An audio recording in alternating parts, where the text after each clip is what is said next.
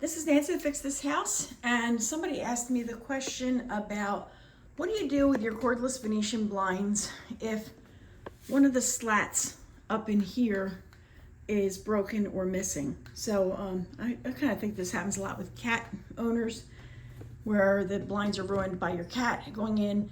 Here's my suggestion. This is only a temporary fix, I think, but here's what I would try. If you have extra slats, which this window does, so I don't really need all of those. So I'm going down to the bottom section where there's extra slats. And I'm not actually doing this, but here's what I would propose to do.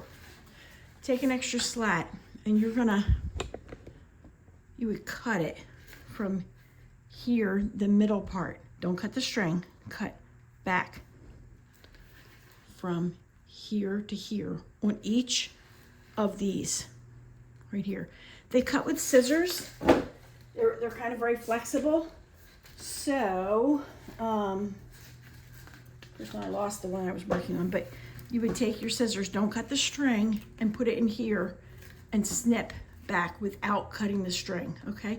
Cut back, I guess you could try something else to cut through there, and then take the string out from the middle and then go up to the section where it's missing up here and slide it in and then put the strings back into the middle section.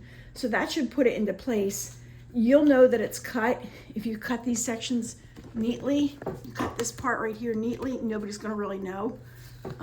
That's my theory. I have not yet tried that officially, but we have cut these with scissors. And if you do have extra slats at the bottom, you could snip them and then try to slide them back into the original place. So that's my idea for that. Otherwise, I think you need to replace your whole blind. So it needs to be pretty bad before it would probably be worth that. So let me know if you have any questions, comments, or suggestions, or if you've tried this and it works. I'd like to hear about it. Have a great day.